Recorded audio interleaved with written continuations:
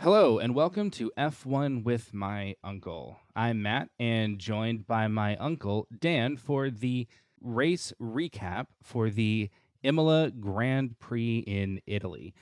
Dan, eventful race, wouldn't you say? Oh, I would definitely agree with that, Matt. How you doing? This yeah, yeah, this was I have to say I was doing, the rain dance when I, turned on the TV this morning.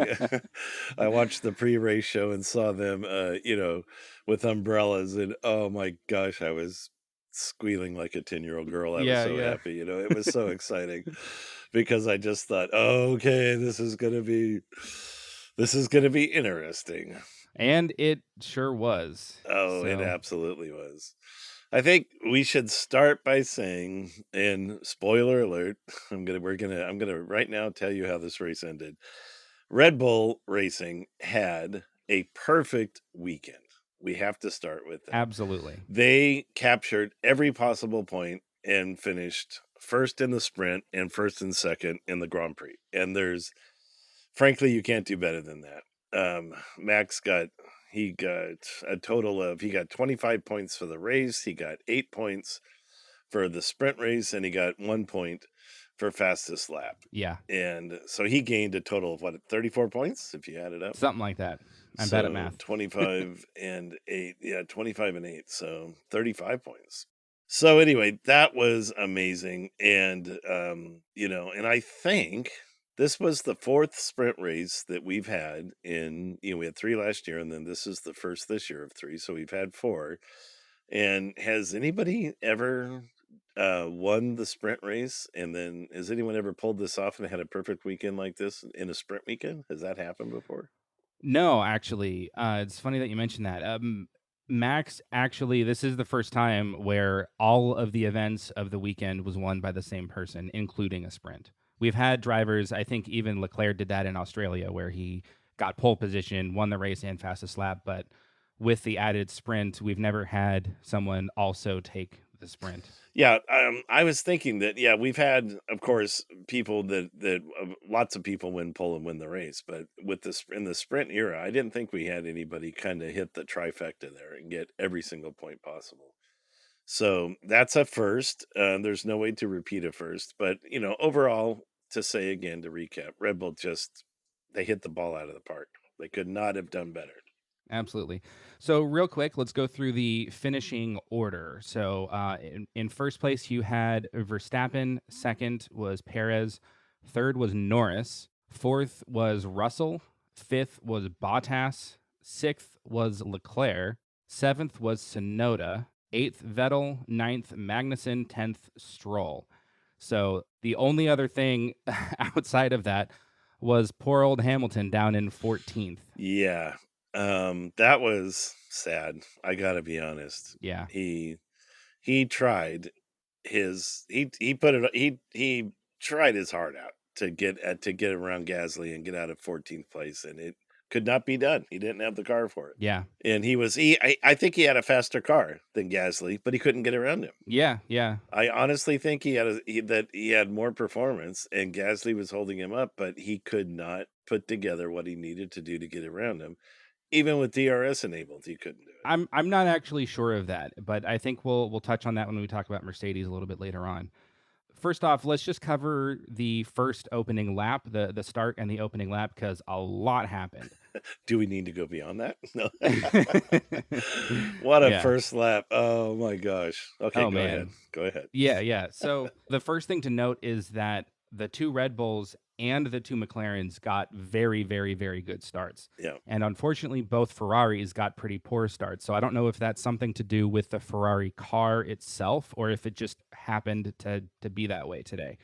But what you ended up happening was both Max and Perez were ahead of Leclerc going into turn one, and actually so was Norris. And I think the fact that Perez, this is my take on that was that Leclerc was, he saw that Max was going to be in front, which I'm sure was annoying and it is. But you're right. Leclerc didn't get a great start. Yeah. And then you had Perez coming in second, which I think surprised him. and he didn't even conceive that there would be a third car there, and Lando sneaks around the outside and Yeah. takes third. And it's like, Yeah. "Whoa," and then that now you some panic sets in because he's Yeah. like, "I'm 4th, and this is our home race." By Mhm. the end of that first complex, everyone calls it turn 1. Technically, it's like a double apex, turn 1 and turn 2. But by the end of that complex there, you have a Ferrari running in 4th, and Yeah. you quickly had the next event. Yeah, poor old Sainz. He gave plenty of room. Ricardo was coming up on the inside into turn one. Mhm. And he gave Ricardo plenty of room, and he Yep. didn't move at all on the track. Sainz didn't.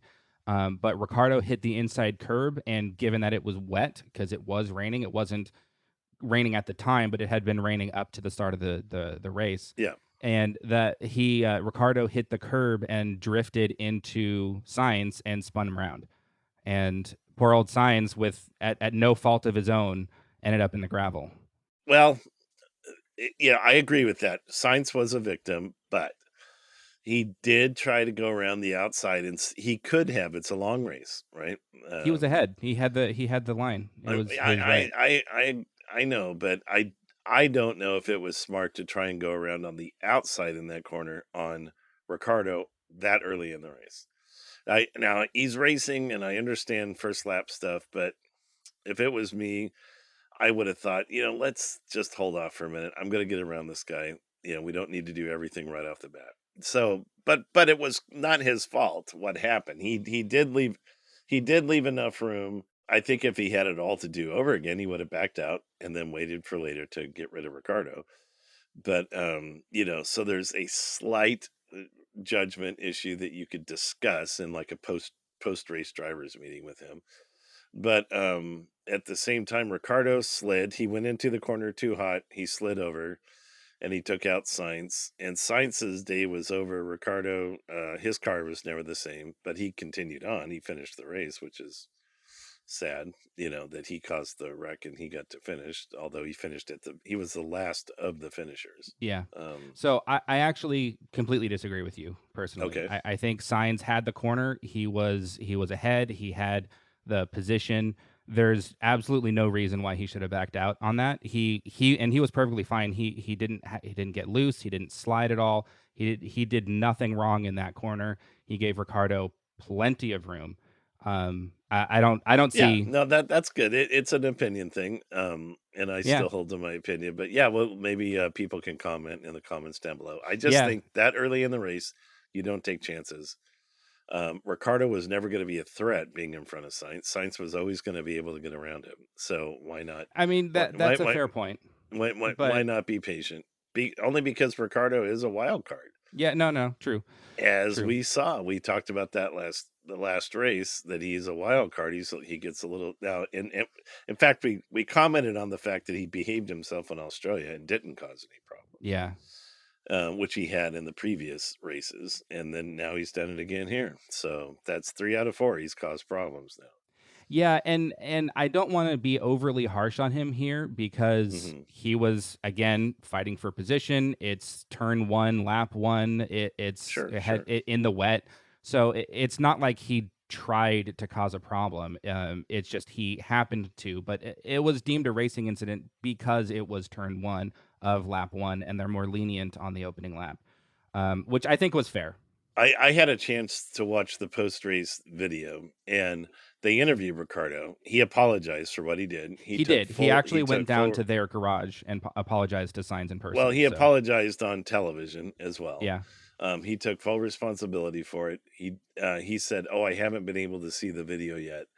And when he saw that Sainz didn't move over and that it was entirely him that slid into him, he almost hung his head. His shoulders sagged, and he just goes, "Yeah, that was Oh all. yeah. Yeah, I'm sorry." So he wasn't sure, because from his perspective, he probably said, "Well, he moved over, I moved over." Yeah, yeah.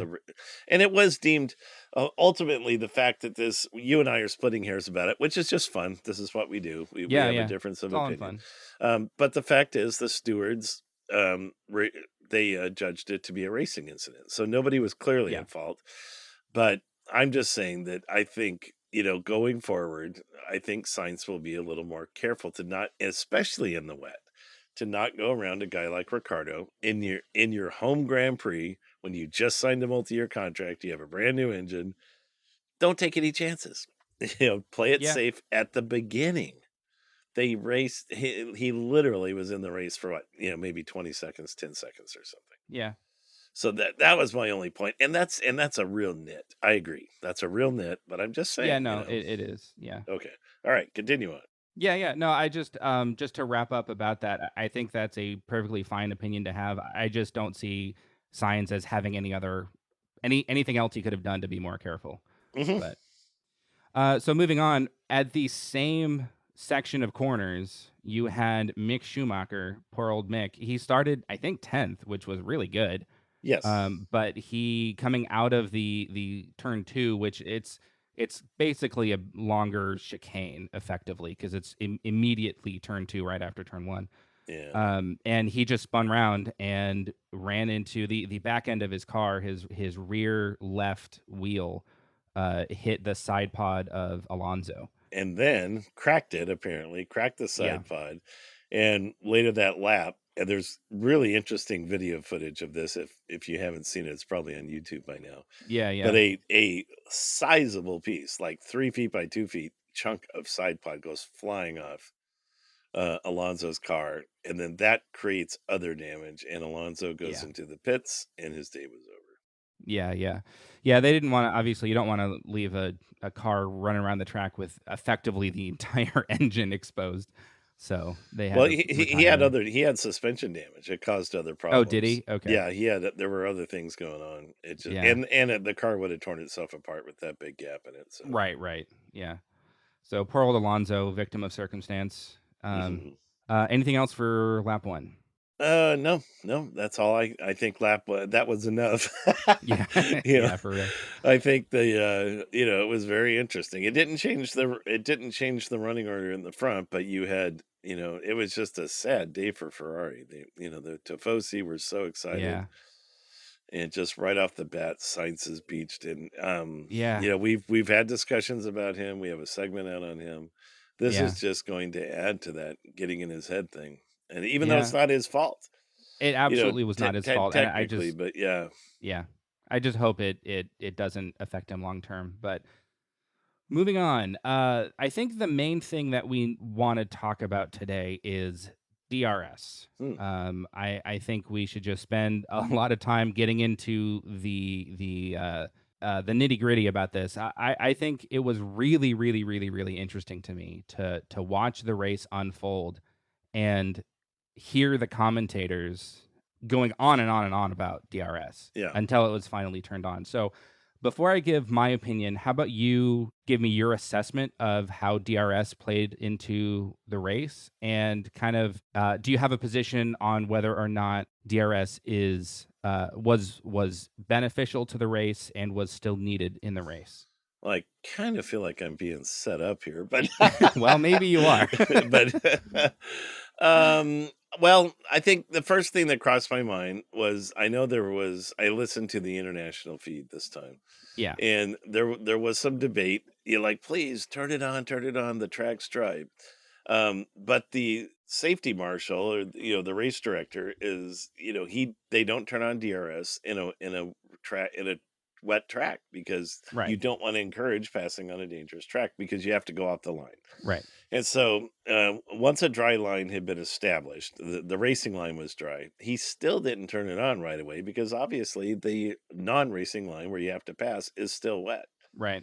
And so he waited till it was safe, sometime lap 10, I think. I wrote it down, but I'm not looking at it right now. Sometime around lap 10, the DRS finally comes No, on. no, no. It was later than that. They were all on slicks and it was Yeah, fairly dry. it could have been later than that. But Yeah.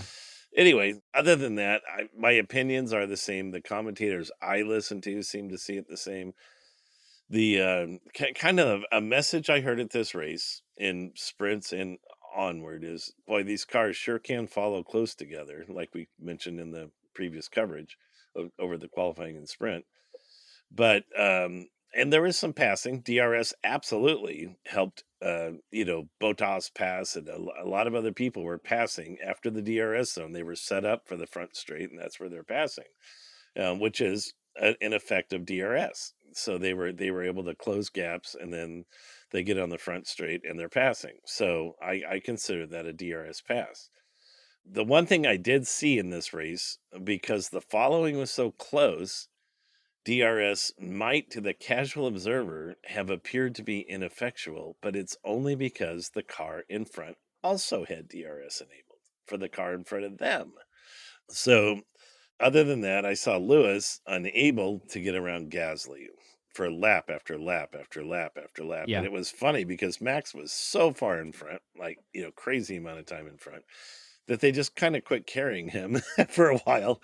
Yeah. And the what they were focusing on was Lewis and Gasly. And Lewis would catch up at times, but he could never, at the end of the front straight, could never get around Gasly.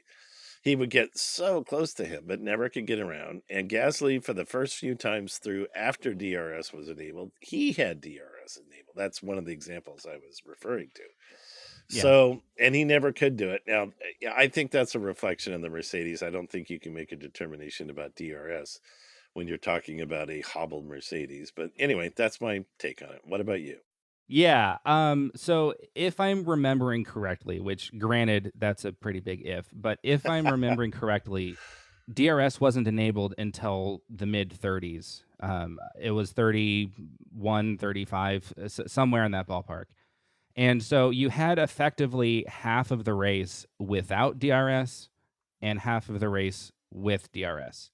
And I saw way more overtakes without DRS. Now, you could put that down to the conditions because it was wet, it was drying progressively throughout the race. Unfortunately, we didn't get any more rain, so it ended up just progressively getting more dry throughout the event. So that's possibly an explanation that as it's wet, you have more craziness and more overtakes, whereas as it's dry, you don't. So that's possible. But point being, what I saw was lots and lots of overtakes without DRS, and then you have the commentators harping on and on and on and on and on about how we need DRS, enable DRS. Where's the DRS?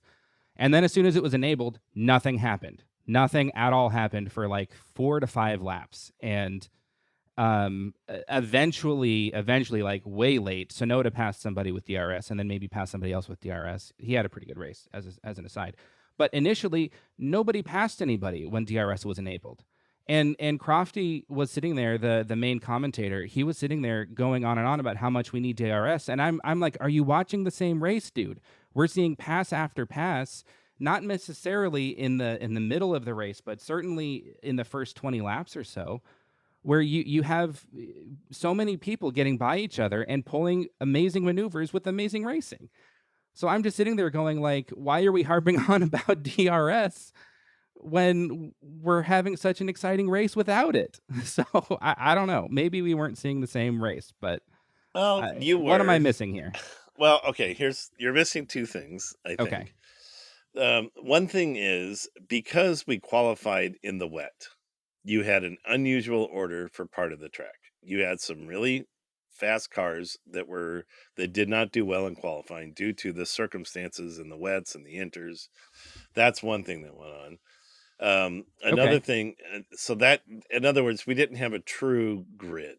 So yeah, you're going to see like Russell. Yeah. Russell had a stronger car, so he's going to move up regardless of DRS because he's going to be able to get around the slower cars. And then I think what you also had is you did have a period of time where people were coming in for slicks, and when they started coming in for around that time for slick tires, and the inters were wearing out, but yet some people stayed out on the inters a little bit longer. So you do have a situation where people they're on slicks, some people are on inters. That's going to change things up. But there is an interesting statistic that once DRS is enabled, it adds 19 miles per hour to the speed of the car, which Yeah. going down a front straight is a lot because it slingshots you Yeah. Yeah. around. Now, again, the fact that Lewis couldn't pass Gasly with or without DRS is a separate issue, I think. I don't think it's representative of DRS. No, I don't think so. But if you remember back to our conversation about qualifying in the race itself, I said this track is hard to pass on. True. It is a hard track to pass on, and I think so that could account for some of it. But I didn't even notice the passing that much, to be honest, in the first half of the race. You had the top runners all pretty much doing the same. You had slower cars being overtaken eventually in different parts of the track. Most of them within the DRS front straight kind of area there. But I didn't see the people in front trading places. I didn't see like the cars that were doing really well. In other words, head to head cars. Cars are going head to head, like Ferraris and Red Bulls. You didn't see a bunch of changing, a bunch of positions being swapped back and forth. And I think that would be more indicative of like DRS really helping somebody change positions, and that we didn't see. Yeah, I think that's a perfectly valid point. We didn't see the Red Bulls and the Ferraris trading positions without DRS. We actually didn't see them trading positions at all. But earlier on, Leclerc passed Norris without DRS. Russell passed Magnussen twice without DRS. Bottas passed Magnussen without DRS. Like, there was a Okay, lot of what did we passing. just say? You just said a Ferrari passed a McLaren without DRS. Right, but then you And have Russell in a Mercedes and Bottas in an Alpha and Magnussen in a Haas. I would say all of those cars are a lot more similar than not in terms of performance, and yet Russell was able to pass Magnussen twice, one of which was in an unconventional spot on the track, and well, Bottas was able to pass Magnussen without DRS. yeah, and that's because Russell's Mercedes, for some reason, is a lot faster than Lewis's Mercedes. In fact, it made me a little worried that Mercedes is going to start to get fixed. There's something going on. Either Russell's learned how to drive the car, or they made changes to his car that Lewis for some reason didn't want, or they don't have on his car. I don't know what's going on there. But Russell finished fourth, so he had a strong car. Yeah, Haas had a good showing today, but not great. And so, that's I don't see that as a Mercedes passing a Haas. That doesn't surprise me that much. So, and if you look at the final running order, I think it pretty much shows the performance of the cars, not the passing ability. And and yeah, it doesn't that's fair. yeah, I mean, that's just, I can see what you're saying, but if you look at this race is hard to judge by because, we had a weird qualifying due to, not weird, but we had a non-standard. Now, when it gets to a fast track, and it's not going to be the next race in Miami because that's also going to be a street Also a course. street circuit. Yeah, But when we get to the first, really fast track, it's kind of open and things like that. Maybe Silverstone, for example. yeah, yeah. Then it's going to be interesting to see what happens. Yeah, I don't mean to sit here and say, oh, we can just completely do away with DRS. DRS isn't needed anymore. That's not at all the case I'm making. Mm. I still think we need a lot more data from a lot more tracks. I just found it interesting that there's a lot of passing going on track, and then the Yes. commentators for like 20 minutes straight are just harping on about how much we need DRS enabled. And I'm like, but we're having passing on track, and like we're having an exciting race. And then as soon as DRS was enabled, I even have a note that was like 10 laps on after DRS was enabled, and basically nothing's changed. Well, So it's like, and here's the deal. Here's the deal with that. Crofty is a unabashed Lewis Hamilton fan, true. Yeah. and they're fellow Brits. And that's why Crofty wanted DRS enabled. He was dying to see Lewis get around Gasly, and he was just But wanting to it. me, Lewis isn't the kind of driver that should be relying on DRS to get by somebody. Well, he always has. I mean, that's how he passed Max. Last year, Well, he had to use DRS to get around him.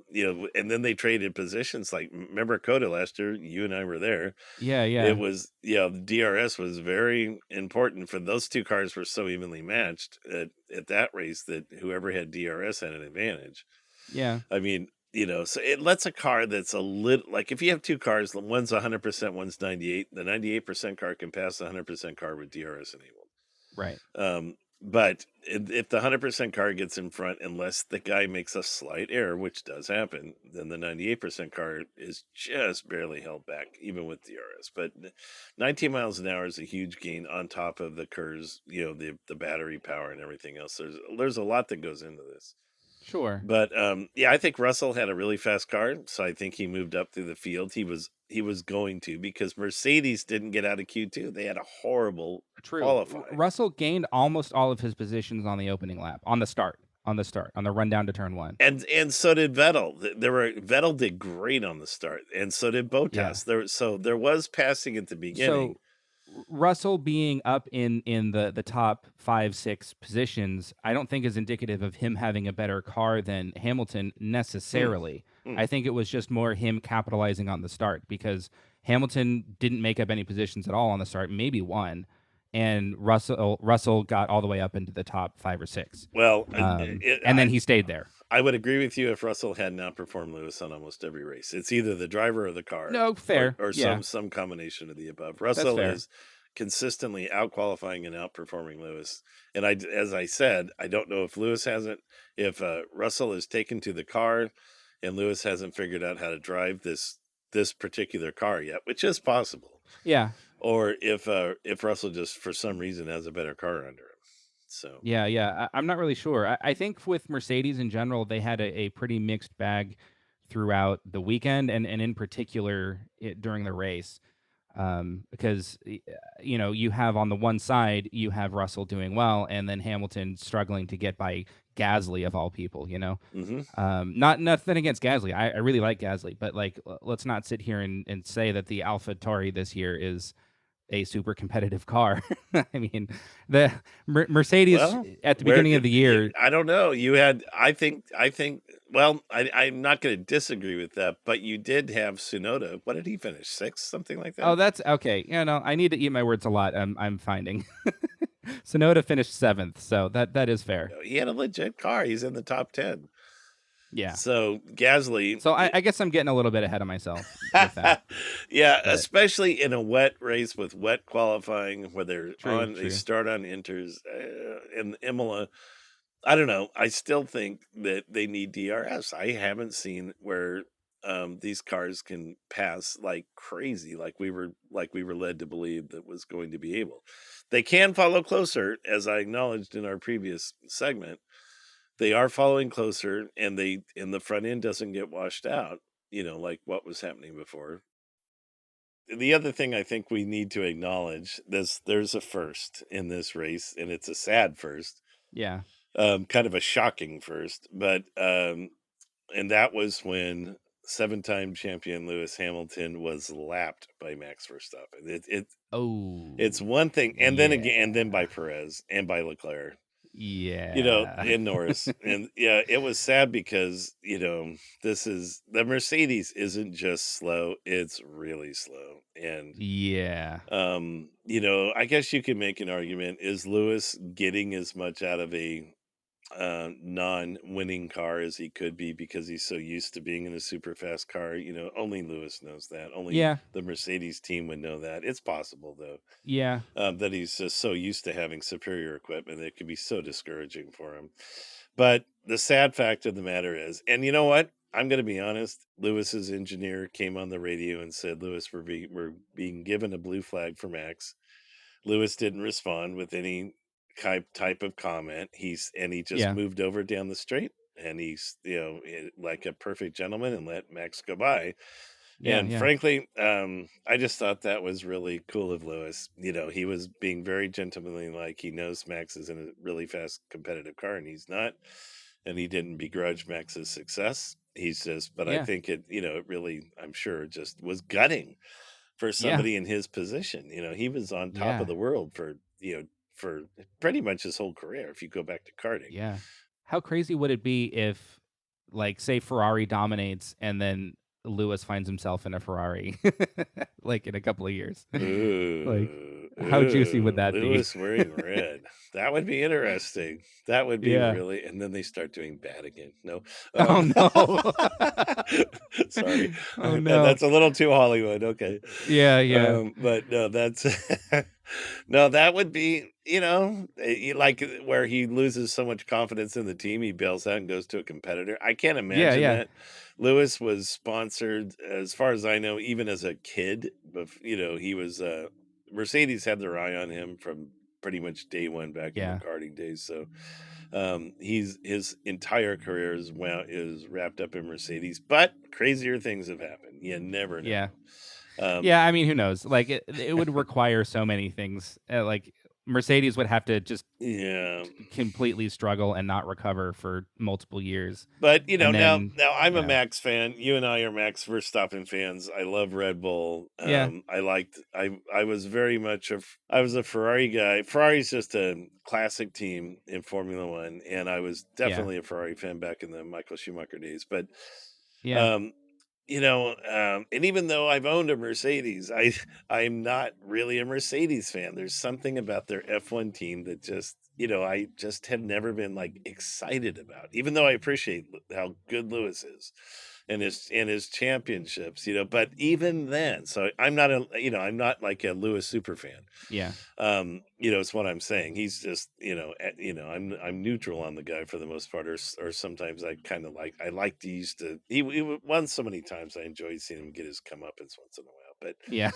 But in this case, I felt bad for him today when I saw him get, Yeah. and I just went, no, no, no, no, no. Lewis Hamilton should never be lapped by another driver. Yeah. I'm sorry. No, no, I agree. Uh, Yeah, for me, I think Mercedes has just been the team that's like they win so much. It's kind of like the Patriots in the NFL. It's like they won so much that you're just tired of seeing them win. yeah, And I think that's mostly what it was for me, where it was just like it's easy to root for the team that always wins, but it's also really easy to root against them because, you want something different. So, well, that's a good sport. If you have a dominant number one team, any team that's number one is always going to get ragged on by everybody who's yeah, not yeah. not number one. The ankle biters are always going to come out of the woodwork. So, Yeah. but in this case, I mean, it's just year after year after year. You're like, oh, Yeah. but you know what?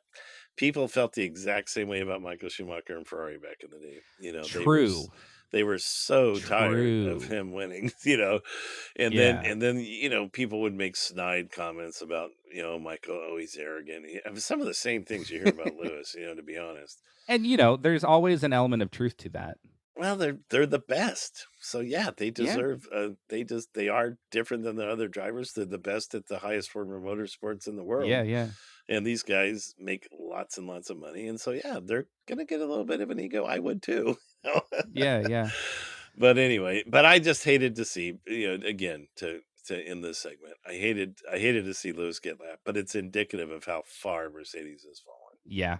Yeah. And I guess to put a period on that, after the race, Toto Wolff came on the radio and apologized profusely to Lewis. And Lewis basically just went, "Okay, thanks." He didn't even respond, didn't have anything to say to him. Yeah. He just, but Toto came on, which doesn't always happen. He goes, "Lewis, you're better than this. I'm so sorry." Blah blah blah. Toto kind of took full responsibility Yeah, yeah. for the result. So Yeah. that tells you a lot right there. Yeah, I see Lewis as being at a fork in the road. He can either look at the current situation and rally the team and be a leader in the garage and do whatever it takes, much like Schumacher did when he first entered Ferrari. They weren't Hmm. great, Hmm. and he did just that and got them into winning ways. So Lewis can go down that path and say, this current situation is not indicative of where we will end up, and we can get back to where we were. We can do what needs to be done. It's going to take work, it's going to take time, but we can do it.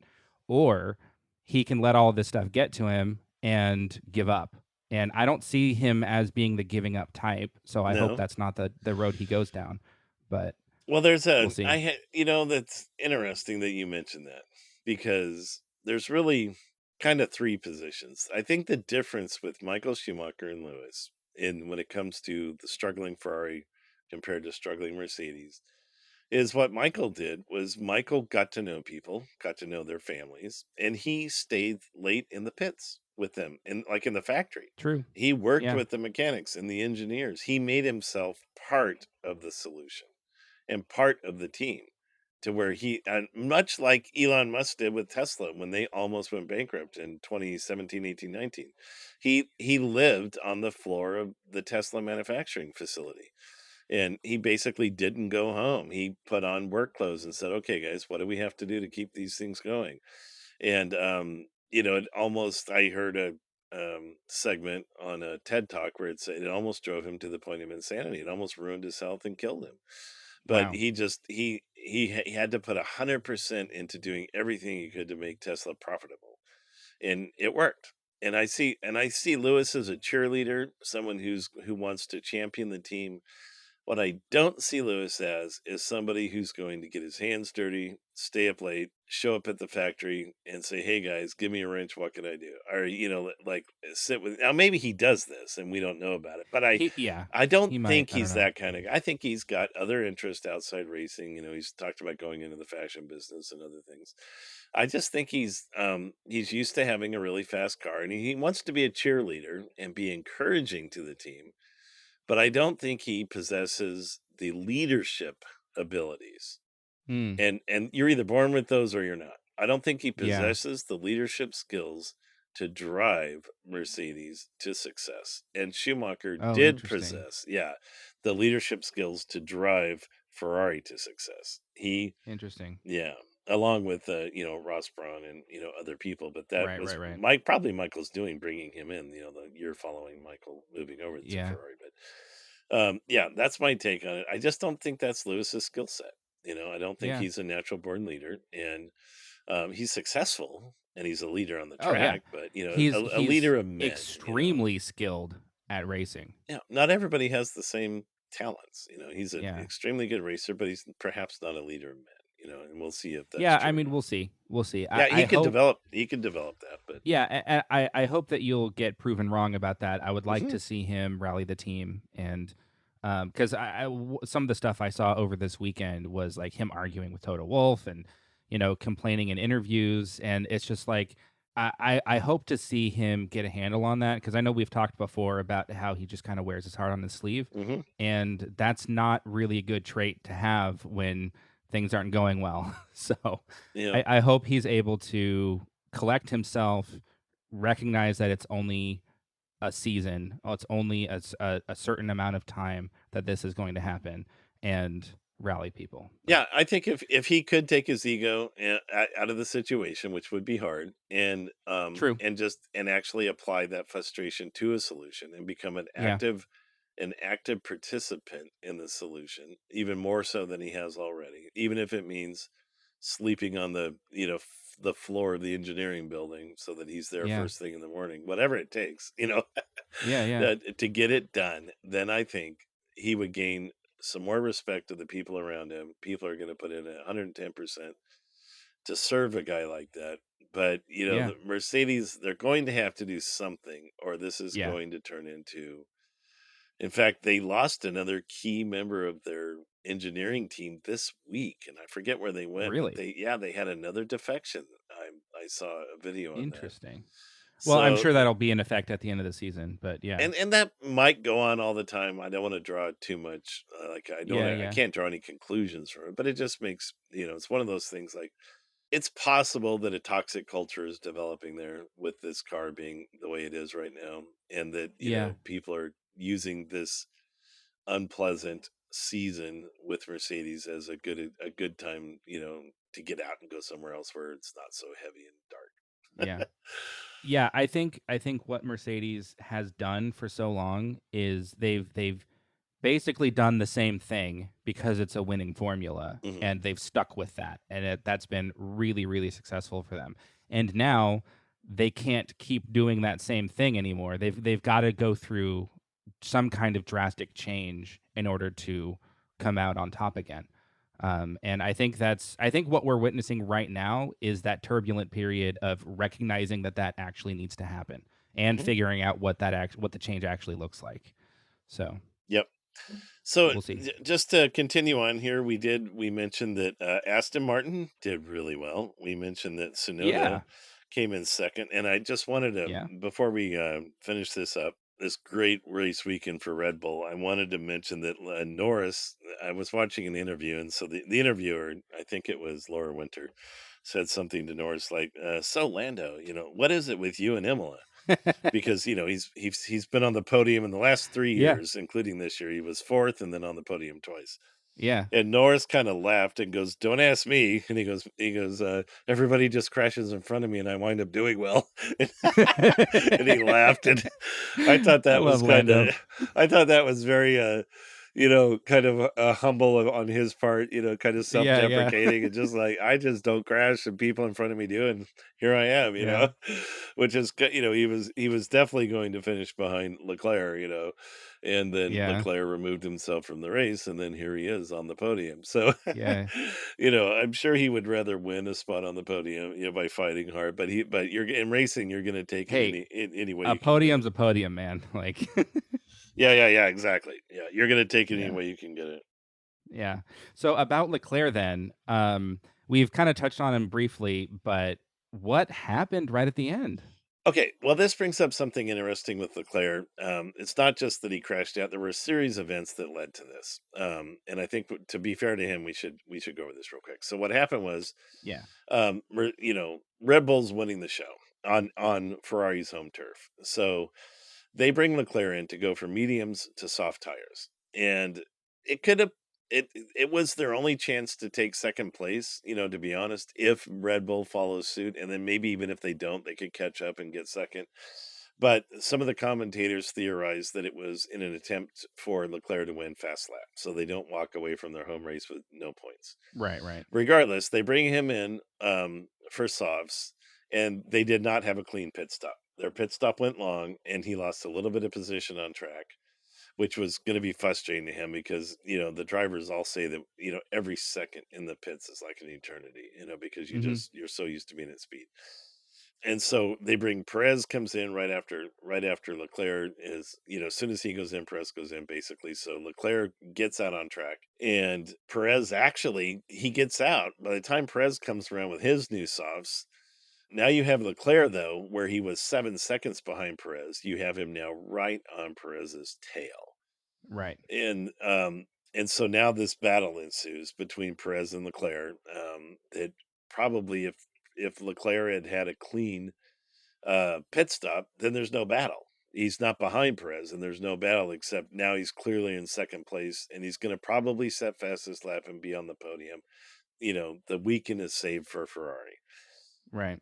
But then Leclerc, in his haste, um, basically gets on the curbs and spins the car up against the wall, breaks the wing. He's able to go back to the garage and get his car repaired, and then he goes back on track. I think he came out in eighth or ninth place, and he was able to end the race in sixth, which was good. But Yeah, he had a damaged front wing, and there was some yeah, debate about whether or not he could have finished the race on that, but Ferrari just decided to pull him in and replace the wing. So, yeah, it's not safe on a damaged wing. I've seen races where a damaged wing falls off and the driver runs it over, and they have no grip, and it's horrible. right. So yeah, Yeah.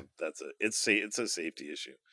Yeah. It can be anyway. I've seen end plates go off and a driver finishes the race, then they're even faster one time. I think that happened to Right. Kimmy one time. He was I think that faster with happened to that. Hamilton It recently was too. faster without Like, the end plate, and people were laughing like, "Hey, remove that right end plate. You'll be even quicker." But anyway, but yeah, so and it's just I mean, it was a miserable end to a miserable weekend for Ferrari. They took a risk. yeah. I think if they had not brought him in, then Perez and Max would have stayed on their medium tires. I'm guessing they would have. And Yeah, so, because him pitting gave enough time for Max and Perez to also pit. There wasn't time. They would have been come out behind him had they pit without Leclerc pitting. and they So, did, and Perez did come out behind. There was that yeah, yeah. advantage of doing that. But yeah, but I think they were watching Ferrari to see what they would do, and then they just followed suit, and so it accomplished nothing in the end. And then he puts himself in Yeah. the wall trying to catch up. I mean, this Yep. race, like every race, could have gone completely differently. You make one decision and you're either a Yeah. genius or you're a goat, it just depends Yeah. how it goes. And in this case, Ferrari might have overthunk things and took themselves off the podium.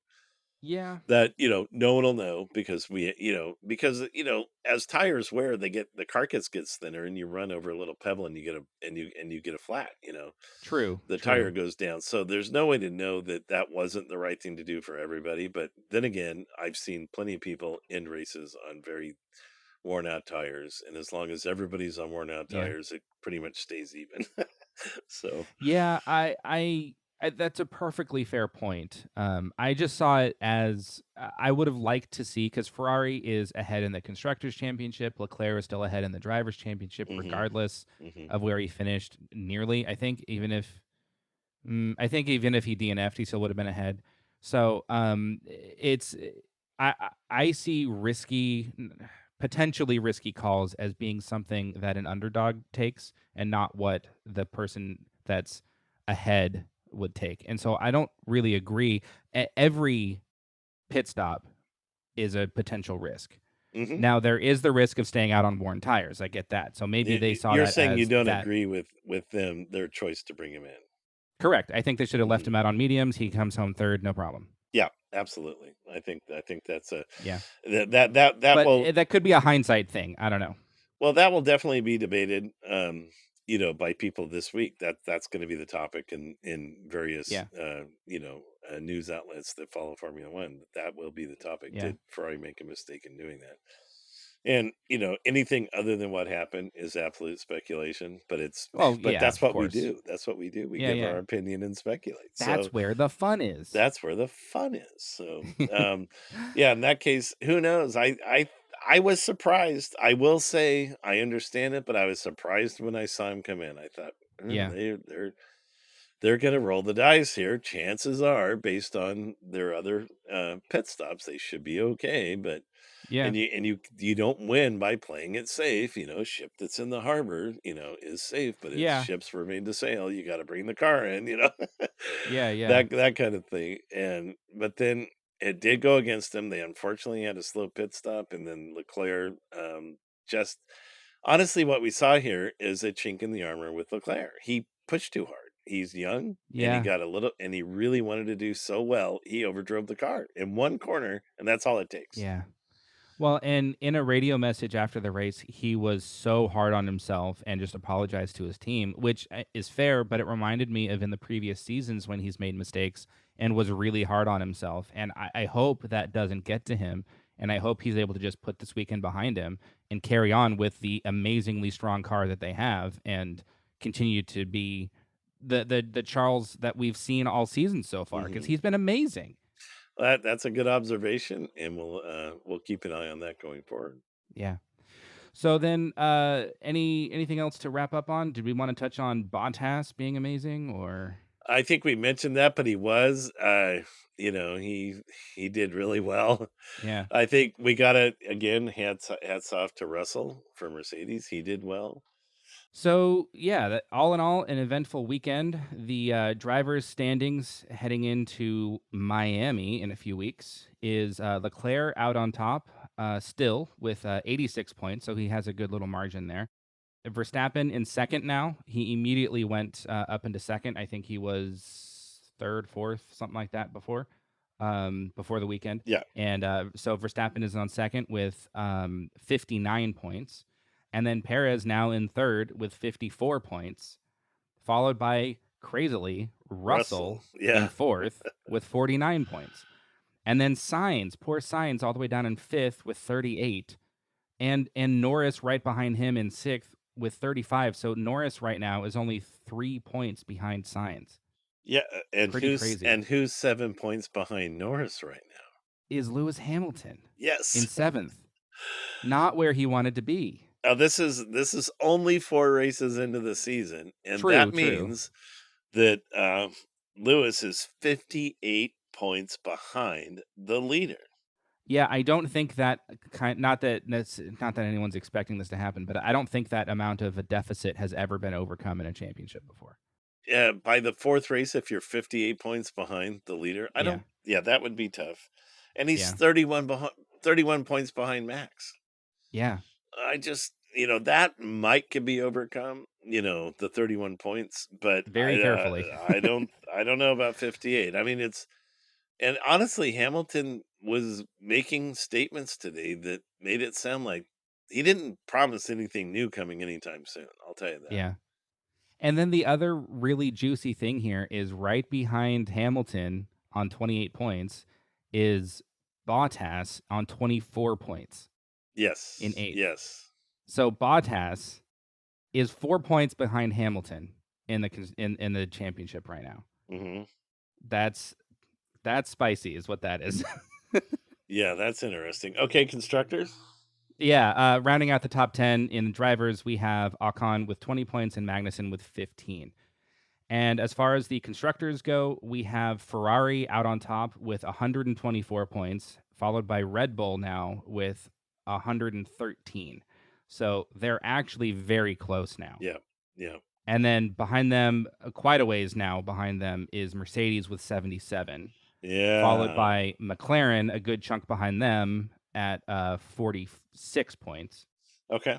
followed by Alfa Romeo in 5th with 25, Alpine in 6th with 22, AlphaTauri in 7th with 16, Haas with 15, Aston with 5, and Williams with 1. So There you go. really interesting stuff. I wasn't expecting such a turnaround for Red Bull because they've had so many reliability issues over the first few races that I was predicting, that Ferrari would just kind of run away with it this weekend, which maybe they should have, but Red Mm, Bull well, I think showed, what Red Bull had some really annoying reliability issues with like fuel lines, and that's yeah. something is I think that's easy to fix. If it was a problem with the transmission, like a engineering problem, like they really made a critical mistake with their Oh, transmissions, that's a fair point. Yeah, yeah, or it's the not a engines. fundamental reliability issue. It's just a Exactly. It's a yeah, it's a really unfortunate reliability issue with fuel right, lines, which like almost never happens in the history of like in the modern era. You don't see fuel lines breaking like that. But whatever it was, I think that they'll no doubt send this engine and everything back to Japan, and they'll do some microscopic testing on things, make sure that right. whatever changes they made worked. It can be Yeah. something as dumb as putting a little rubber grommet on something that they're, on a fuel line that they're tightening up. So it's not metal to metal. Who knows what they Yeah. Well, Max has kept up his record so far this season of either finishing in first do. or not finishing at all. He's an So, all or nothing kind of guy, Max. yeah, Yes. yeah. I just hope that he doesn't alternate the alternating of that doesn't continue and he DNFs again in Miami. That would suck. Well, and But you just said something. You said Miami. In 2 weeks, we're going to a brand new track in I America. yeah, I glossed over that. Yeah, completely brand new track, street circuit in Miami, first time on the calendar. Exactly. So you feel like going to Florida in 2 weeks? I don't know if I I could if mean, I could score some tickets. yes, please and thank you. Well, your Aunt Carrie just mentioned, like, well, why don't you go to Miami? And I hadn't even really thought about it. So, I'm sure the tickets are sold out, but well, yeah, that's I'm sure they're sold out, but you never know. I may take a look and see if there's some general admission I'm show totally up. down. I mean, We absolutely. might be reporting to you guys from Miami next in Yeah, 2 who weeks. knows? We'll see. We'll see. No promises. No promises. But I just thought that might be kind of fun. Yeah. All right, well, that's it for us for today. We will be back on next Monday. It is a bye week between races, and we will have a topic yet to be determined to dive a little bit deep into and, speculate as we like to do. So until then, thanks so much for watching and take care of yourselves.